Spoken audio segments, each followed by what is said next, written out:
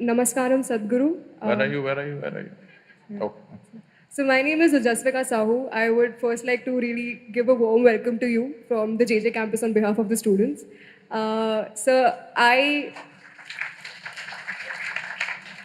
we architecture students especially, were really aroused and excited about this event, mainly because we are very well aware of your contributions to your Coimbatore ashram. So my question is a bit along the academic lines. So we as architecture students have always been taught to build in the context, to look at the culture wherein your site is or wherever your project is going to be built. But now, when I see today the world, in India especially, urbanization is basically blind westernization, where we simply build glass boxes, which we know and understand that does not suit to the climate or the context of India. So my question is that we as Indians have not yet figured out what India's modern architecture is about, while we simply copy the Westerners. So what do you think should be India's modern architecture?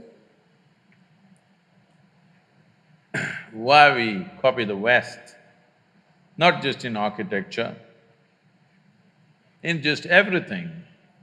I see a whole lot of women in Mumbai have turned blonde.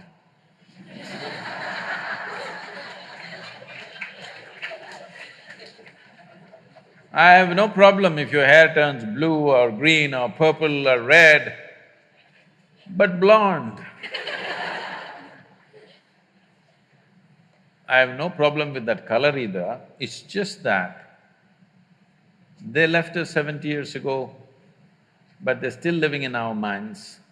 At least as a generation, we must stay away from that. When you're completely away, then you can make your hair color whatever the hell you want, but not in imitation of somebody, isn't it? You can make it whatever color you want. You want to paint 7 colors in your hair, please do it, I have no issue about that. But you shouldn't be doing it because some color is superior to your color. That's apartheid, isn't it? Unfortunately, when I see even in United States, a whole lot of African American people have blonde hair these days. All this fight about civil liberties, here it is in the form of hair.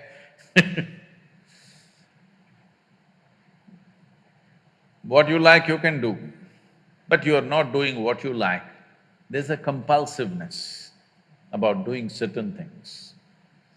So this compulsiveness has definitely come to architecture also. I'm glad to see that at least in this school, of the many universities that I've been to, this is the first one they're able to sit on the floor.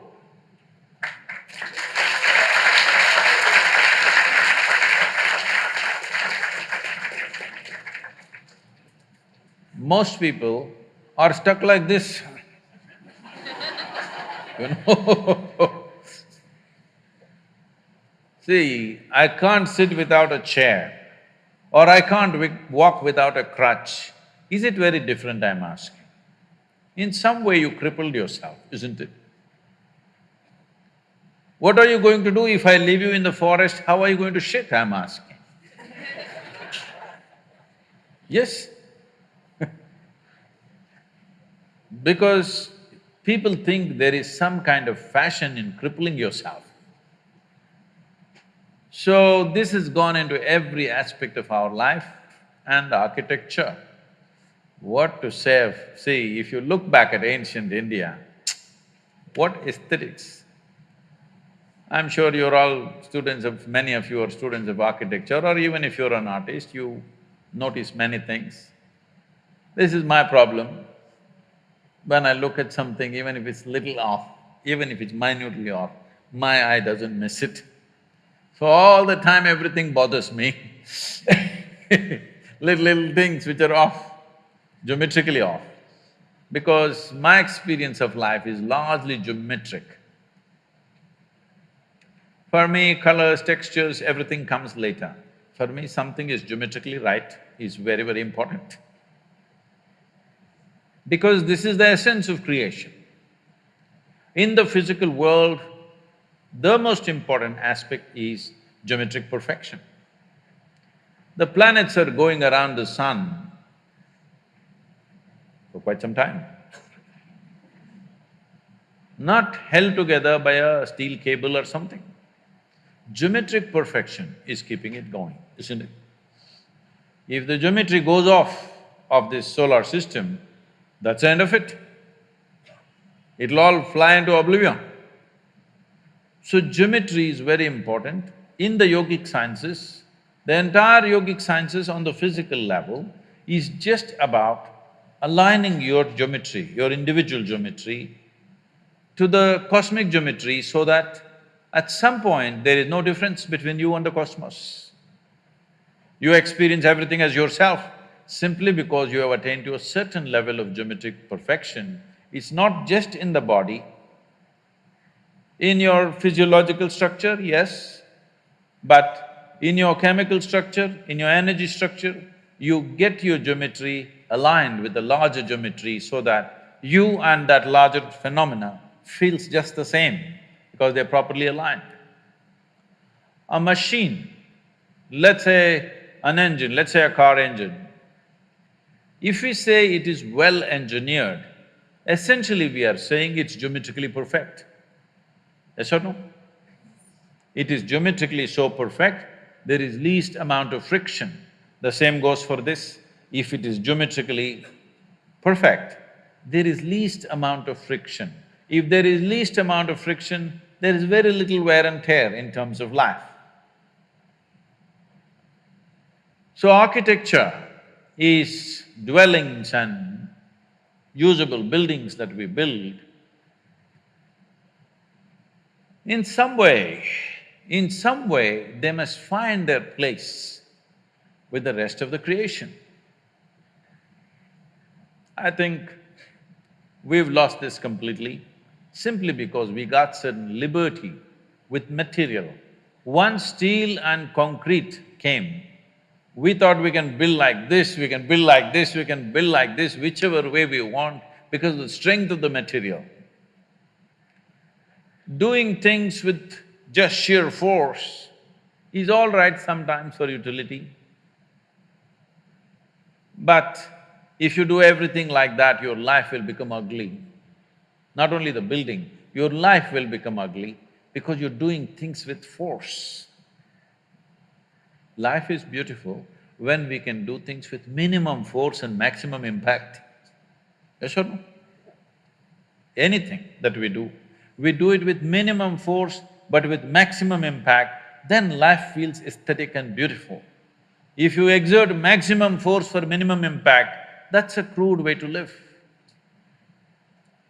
So our architecture has taken to this mode simply because we found material where the strength of the material is such, we can do absurd shapes and still make them stand.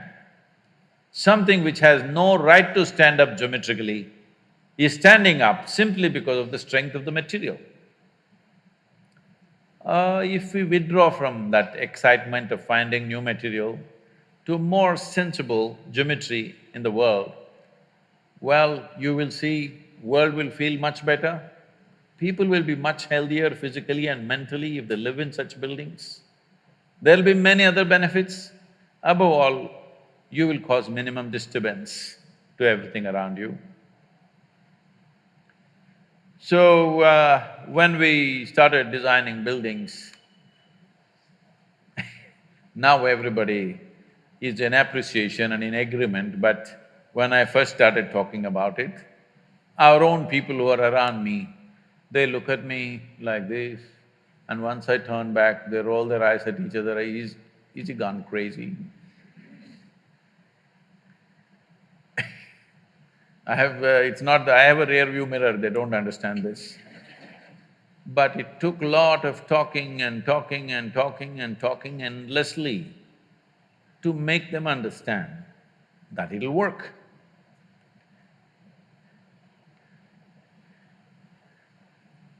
Some of you said you've been there, is it so? So, today all the utility buildings, other things that are being built in many different ways.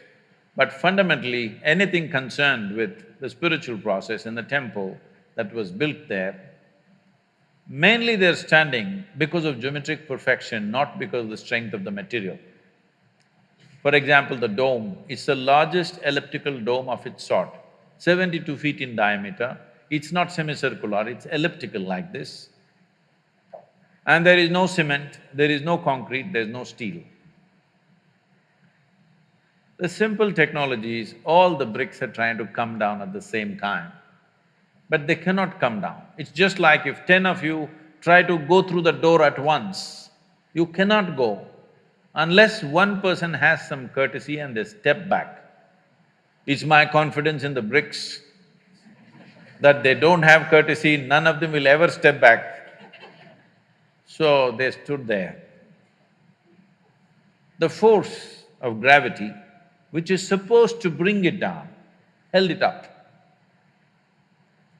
See, right now this building, any flat roof for that matter, right now there is a fight going on between this structure and the gravity, going on.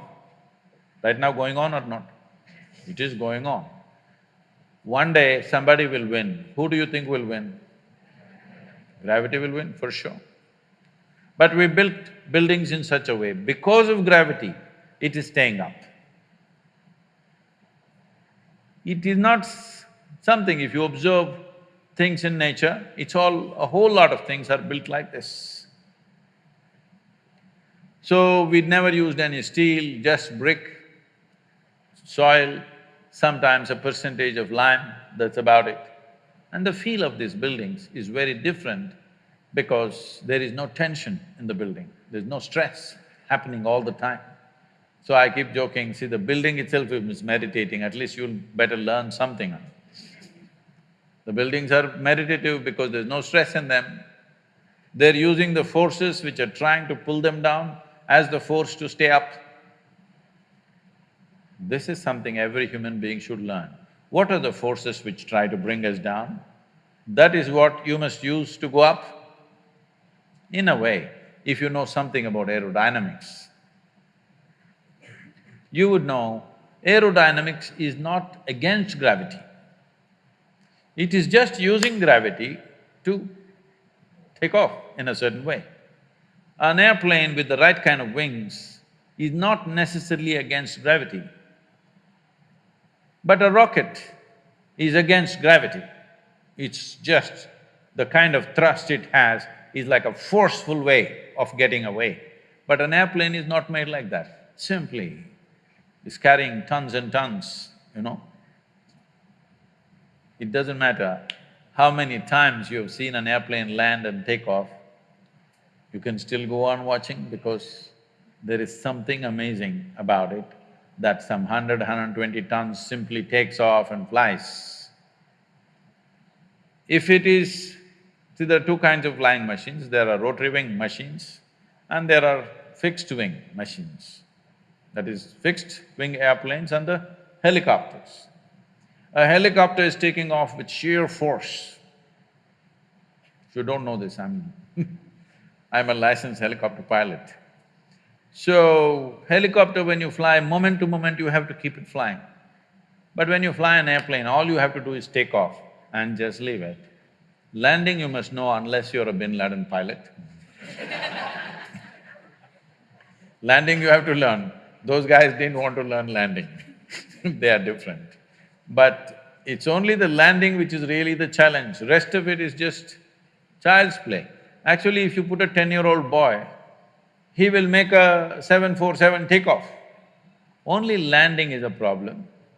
But landing today, machines are doing better than human beings.